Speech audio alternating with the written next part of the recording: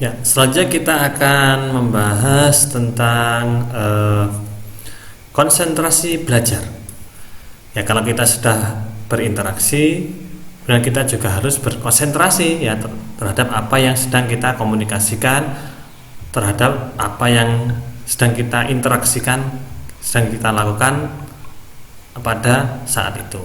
Berarti kita harus berkonsentrasi, terutama ketika sedang belajar, gitu ya. Oke, tentang konsentrasi itu ternyata ada durasinya. Ya, apakah kalian pernah dalam suatu kelas kemudian mungkin katakanlah waktunya adalah harusnya bertatap muka selama 100 menit ya. Itu kita bisa fokus terhadap apa yang disampaikan itu berapa menit saja. Apakah mungkin dari awal hingga akhir kita bisa fokus terhadap apa yang disampaikan? Ya, mungkin saja awalnya kita fokus, kemudian selang berapa waktu, kemudian kita mulai memainkan buku, memainkan ballpoint, kemudian lambat laun lagi kita mulai melihat HP dan sebagainya. Apakah seperti itu, atau kita memang senantiasa fokus pada apa yang disampaikan atau yang kita bahas? Oke. Menurut seorang ilmuwan ahli psikologi, ini dalam jurnalnya Hamiyah, itu kekuatan belajar seseorang setelah 30 menit akan mengalami penurunan. Berarti rata-rata tingkat konsentrasi atau lama konsentrasi seseorang terhadap sesuatu itu adalah 30 menit saja. 30 menit awal ini kita bisa konsentrasi atau fokus pada apa yang sedang kita belajari bersama. Namun setelah itu, nah ini kita akan mulai mencari perhatian lain karena kita sudah mulai tidak fokus lagi atau konsentrasinya mulai berkurang. Roger menjelaskan bahwa perhatian siswa meningkat pada 15-20 menit pertama, kemudian berangsur menurun. Nah, ini apalagi kalau siswa. Kalau 30 menit ini mungkin adalah orang dewasa gitu ya. Tapi kalau siswa ini malah 15-20 menit saja. Padahal ketika kita belajar ini kan dari pagi sampai siang gitu ya. Nah, ini bagaimana supaya kita bisa menjaga konsentrasi siswa, terlebih konsentrasi seorang guru gitu ya untuk menyampaikan materinya. Nah, ini juga harus perlu ditata gitu ya, perlu di-manage dengan baik. Nah, ketika pembelajaran hendaknya guru melakukan istirahat selama beberapa menit untuk menjaga konsentrasi siswa. Nah, ini berarti apa? Ketika belajar kita melihat kan pada siswanya, oh ini sudah mulai menit ke 15, berarti kita jeda dulu, mungkin bermain dulu atau apa gitu ya, istirahat sejenak. Mungkin istirahatnya tidak perlu keluar kelas, cukup di dalam kelas saja kita rileks, senam jari dan sebagainya. Itu adalah yang bisa dilakukan oleh guru. Atau membaca hal lain, baca buku-buku atau cerita, atau guru menyampaikan sesuatu. Nah, ini kan bisa dilakukan oleh guru sehingga siswa bisa tetap terjaga konsentrasinya. Ya, sama ketika kita belajar apapun, ketika di perkuliahan misalkan ya, berarti kita harus bisa menjaga kondisi kita sendiri. Oh, ternyata batas kita adalah rata-rata 30 menit, berarti supaya saya bisa menjaga konsentrasi ini apa yang harus saya lakukan? Nah, ini kita harus bisa melakukan hal yang bisa kita lakukan sendiri. Karena kemungkinan tingkat konsentrasi kita dengan teman kita itu berbeda. Nah, maka ketika kita sudah mengalami konsentrasi menurun, sudah tidak konsen lagi, nah itu apa yang bisa kita lakukan? Nah, ini kita yang tahu sendiri gitu ya. Apa dengan mencatat atau dengan apa? Nah, sehingga nanti usaha ini adalah untuk menjaga supaya kita tetap bisa mengikuti pembelajaran dengan baik, tetap bisa berkonsentrasi mengikuti pembelajaran. Kita sendiri yang tahu kondisi kita ya. Kalau kita mengandalkan guru kita ya, mungkin kalau masih siswa itu kita ya sebagai guru harus bisa memperhatikan keadaan siswanya. Oh, siswanya mulai lelah gitu ya, berarti kita refreshing dulu, ice breaking dulu dan sebagainya. Nah, itu ya, itu usahanya supaya konsentrasinya tetap terjaga. Oke. Nah, ini adalah usia-usia untuk konsentrasi. Nah, ini adalah untuk usia 20 tahun, ini dari 60 sampai 100 menit itu sudah cukup tinggi ya, karena sudah usia remaja dan dewasa ini. Kemudian ini 12 menitan, ini adalah 36 sampai 60 menit. Nah, ini posisi kalian ada di mana? Biasanya kan di antara ini. Nah, berarti kan konsentrasinya di antara 36 sampai 100 menit ini, tingkat konsentrasinya. Nah, semakin ke bawah, semakin usianya masih muda, masih anak-anak, masih bayi, itu nanti konsentrasinya semakin rendah durasinya. Bahkan mungkin ya di sini ada anak yang masih berapa bulan ini hanya berapa menit saja mereka dalam bisa berkonsentrasi atau mengikuti instruksi yang diberikan oleh orang tuanya. Nah, kita harus memahami seperti ini.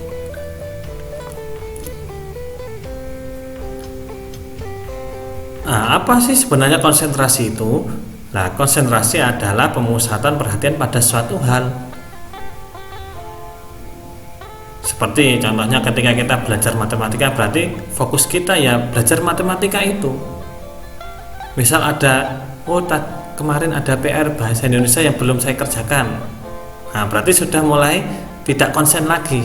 Nah, karena sudah memikirkan hal lain. Ya, berarti yang dipikir hanya satu hal saja, supaya memang apa yang disampaikan bisa kita serap dengan baik gitu ya. Konsentrasi belajar siswa dipengaruhi oleh kemampuan otak masing-masing siswa untuk memusatkan perhatian pada sesuatu yang dipelajari. Nah, untuk konsentrasi memang antar siswa ini berbeda-beda. Ada yang cepat menangkap informasi, ada yang lambat.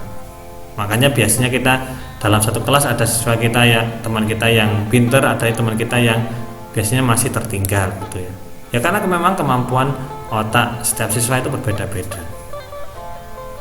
Tuh ya. Selain itu juga kemampuan siswa itu tidak sama. Ada yang mahir di matematika, ada yang mahir di bahasa, ada yang mahir di olahraga. Itu sudah porsinya masing-masing. Dan ini juga yang membedakan kemampuan otak menerima. Ada yang ketika dia ajar dengan praktek langsung nyambung, ada yang hanya dengan gambar nyambung, ada yang dengan secara lisan nyambung juga ada gitu. Nah, ini adalah kemampuan dari siswa yang berbeda-beda. Nah, pemusatan perhatian ini untuk meningkatkan, menyerap dan memahami informasi yang diperoleh. Nah, ini pemusatan perhatian, makanya kita perlu berkonsentrasi. Walaupun ada hal lain yang di sana itu kita untuk sejenak kita tinggalkan dulu karena kita memang membahas tentang hal yang sudah kita hadapi ini. So, kalau kita sedang belajar tentang sejarah, berarti ya kita fokus pada pelajaran sejarah. Pelajaran yang lain ya nanti akan kita bahas di jam yang berikutnya. Kita sedang belajar kelompok, ya berarti kita fokus pada apa yang kita bahas dalam kelompok kita ini. Untuk tugas individu yang nanti kita pikirkan yang di waktu lain setelah belajar kelompok ini selesai gitu. Nah, ini namanya konsentrasi. Kalau kita mengerjakan tugas individu dulu, nah baru kalau tugas kelompoknya ya nanti dulu kita konsentrasi, kita fokus pada satu pekerjaan dulu. Baru nanti kalau sudah selesai baru kita tinggalkan. Ya seperti kita kalau sedang melaksanakan sholat gitu ya, berarti kan kita fokus pada sholat dulu. Kita konsentrasi lah kalau kita sudah selesai, nah baru kita melakukan kegiatan yang lain. Nah, itu contoh yang sering kita lakukan ya, kesehariannya kita melakukan sholat itu namanya adalah konsentrasi karena kita hanya melakukan aktivitas yang berhubungan dengan sholat saja. Yang lain ya sudah tidak gitu ya. Tugas ya kita tinggalkan dulu, tugas kelompok kita tinggalkan dulu, kuliah kita tinggalkan dulu ya, karena kita fokus, kita konsen pada peribadatan. Itu contohnya. Nah, dari sini nanti ada beberapa pernyataan, tentukan pernyataan berikut memperlihatkan sedang konsentrasi atau tidak gitu ya. Nanti kalian silahkan menyebutkan ini termasuk konsentrasi atau ini tidak konsentrasi gitu ya. Ya, pertama, mendengarkan dan mencermati materi yang disampaikan oleh guru termasuk konsentrasi atau tidak. Ya, konsentrasi ya, nomor 1 karena hijau. Kemudian diam ketika ditanya atau diberikan instruksi. Ya, misalkan silahkan berdiri, silahkan menutup pintunya, ternyata diam saja. Nah, apakah itu termasuk konsentrasi? Ternyata merah ya, karena mungkin yang dipikirkan ada hal lain gitu ya. Kemudian mengangkat tangan kiri ketika diminta mengangkat tangan kanan. Apakah ini konsentrasi? Ya, ini mungkin bisa semacam ice breaking gitu ya. Ya nggak konsen ya, karena memang tidak sesuai dengan instruksi tadi. Kemudian mampu mengerjakan tugas di rumah setelah pembelajaran. Ya konsen ya, walaupun nanti entah itu jawabannya benar atau salah, yang penting bisa mengerjakan, berarti dia sudah konsentrasi gitu ya.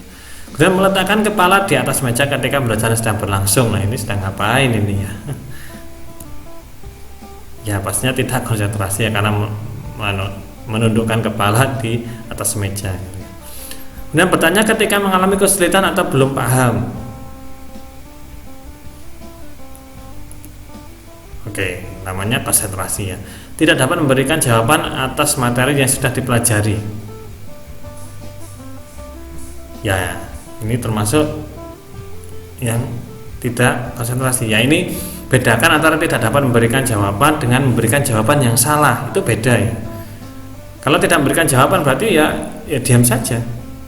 Tapi kalau memberikan jawaban mungkin jawabannya masih salah, itu berarti dia sudah konsentrasi walaupun jawabannya masih salah. Nah, dari jawaban salah ini nanti akan ada pembenaran sehingga yang bersangkutan akan mengetahui, oh jawaban saya ternyata tadi masih salah gitu ya. Berarti beda ya antara tidak memberikan jawaban dengan memberikan jawaban tapi salah, itu beda.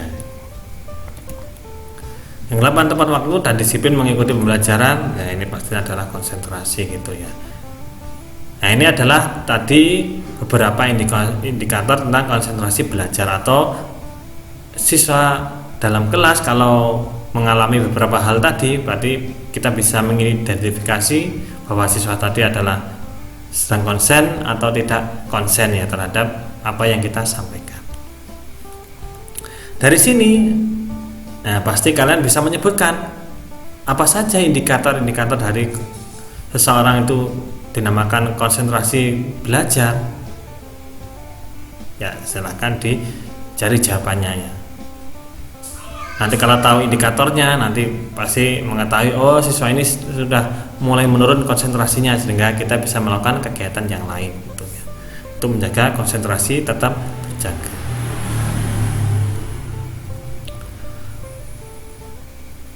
Oke, penghambat konsentrasi ternyata ada juga ya, karena ketika kita sudah berusaha untuk konsentrasi, ada saja yang mengganggu atau yang menghambat konsentrasi kita.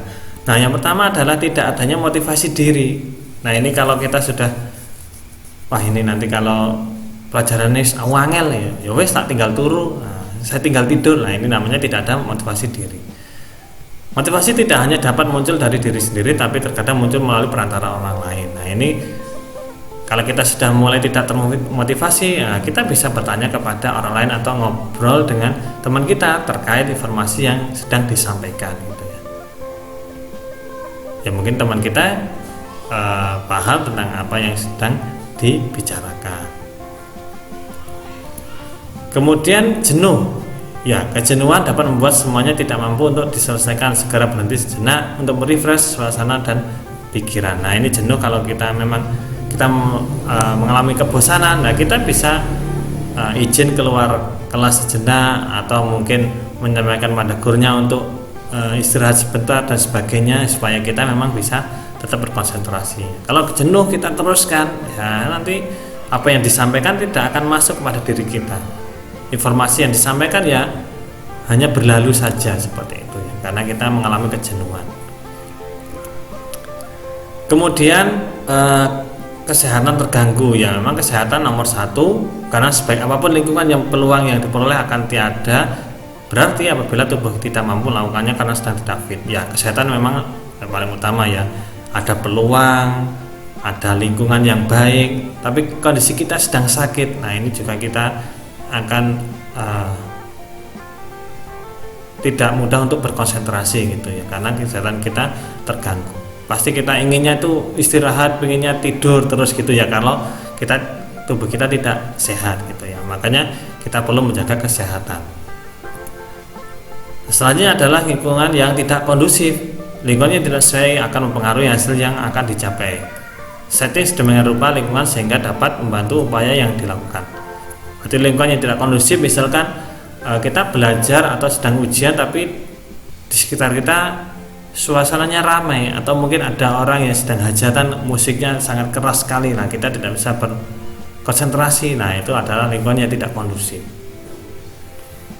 Ketika kita belajar di rumah, di pondok, di kos atau di kamar dan sebagainya, kalau lingkungan sekiranya tidak mendukung, berarti kita tidak akan bisa melakukan pekerjaan tersebut. Berarti kita harus bisa memilih lingkungan mana yang sesuai dengan keinginan kita untuk berkonsentrasi. Nah, kalau kita sudah mengetahui apa saja yang menghambat konsentrasi yang kita lakukan, maka kita akan bisa memunculkan aktivitas atau kegiatan yang dapat mengganti atau mengobati tetap penghambat tadi. Misal kalau kita sudah mengalami kejenuhan, berarti kan kita sudah paham, oh nanti kalau saya jenuh itu saya harus ngapain. Nah, kalau sudah tahu apa yang harus saya lakukan, maka nanti kita bisa tetap konsentrasi. Nah, seperti itu. Jadi kalau penting kita mengetahui apa saja yang dapat menghambat konsentrasi kita, bisa lingkungan, bisa kesehatan, bisa suasana. Nah, ini kita harus tahu, harus sadar diri. Nah, kalau kita sudah mengetahuinya, kita bisa mencari solusinya sendiri.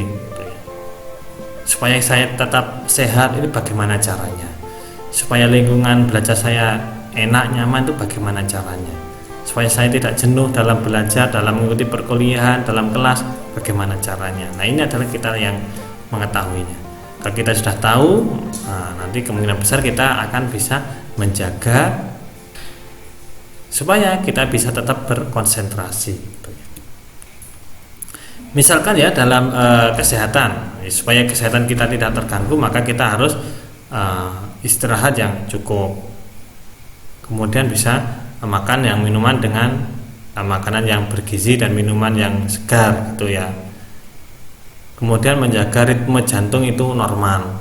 Nah, ini kemudian juga nafas yang teratur ya, tidak terburu-buru, tidak tergesa-gesa dan sebagainya. Nah, ini adalah beberapa solusi supaya kesehatan kita terjaga. Istirahat kan kita bisa menentukan sendiri. Oh, ini kalau saya terlalu begadang nanti saya bisa lelah dan capek. Nah, ini kita harus bisa istirahat dan sebagainya gitu ya. Kemudian kalau kejenuhan, nah kita bisa melibatkan siswa, kita bisa ice breaking dan sebagainya. Mungkin juga kita bisa bernyanyi, atau juga bisa menggunakan media atau model yang lain, atau juga bisa mengubah tempat duduk. Nah, itu kan simpel sekali ya, bisa kita lakukan kepada siswa kita. Nah, kemudian kalau lingkungan yang tidak kondusif, itu salah satunya adalah kita mencari udara yang segar. Nah, ini adalah salah satu solusinya. Kalau di kamar itu pengap, nah kita cari yang di luar, di taman dan sebagainya. Kemudian kalau tidak termotivasi, nah solusinya salah satunya adalah beribadah. Kita berarti istirahat sejenak, kita beribadah, kemudian kita lanjutkan lagi, nanti insya Allah akan kita lebih termotivasi seperti itu. Nah, ini adalah yang bisa menemukan adalah kita sendiri, karena penghambat sudah kita temui, kita sudah tahu, maka kita juga akan mengetahui solusi untuk mengatasi yang menghambat konsentrasi yang kita lakukan. Ya, demikian yang bisa kita pelajari bersama pada hari ini, yaitu tentang interaksi dan konsentrasi. Ya, dua hal ini adalah harus tetap kita lakukan, berinteraksi dengan orang lain, dan juga tetap konsentrasi terhadap apa yang sekarang kita lakukan. Ya, apabila ada pertanyaan seputar apa yang kita sampaikan pada hari ini, bisa kalian sampaikan di kolom komentar atau di grup yang tersedia. Oke, untuk pelajaran saya akhiri. Assalamualaikum warahmatullahi wabarakatuh.